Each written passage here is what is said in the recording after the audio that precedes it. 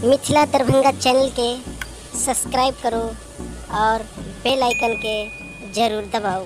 छुप गया कान्हा रे दूर से पुकार के, छुप गया कान्हा रे दूर से पुकार के।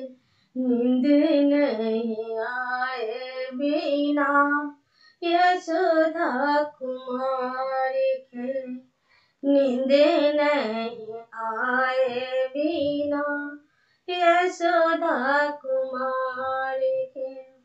जब से सुनाए मोही मुरली के तने माँ, जब से सुनाए मोहे मुरली के तने माँ, तब से लागे जिया खोया खोया मन माँ, खोजते खोजते मन, खोजते खोजते मन बैठ गई हार के।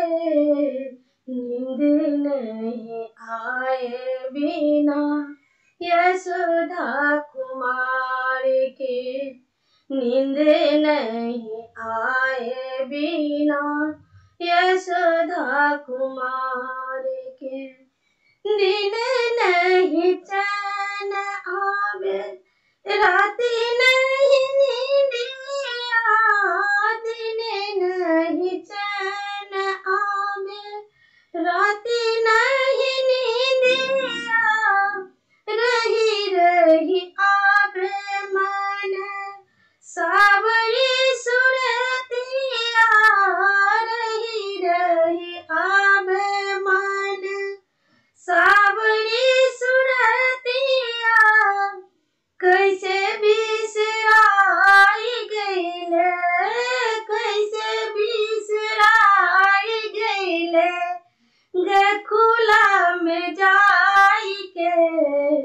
नींद नहीं आए बिना यशोदा कुमार के, नींद नहीं आए बिना यशोदा कुमार के।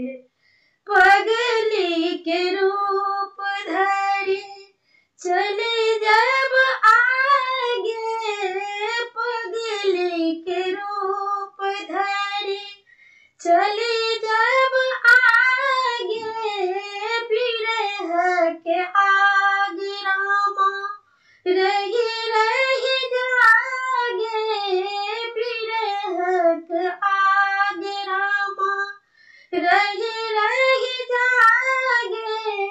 दिल में न चैन आवे, दिल में न चैन आवे राधा दिलदार के। नींद नहीं आए बिना यशोदा कुमार के, नींद नहीं आए बिना यशोदा कुमार के। छुप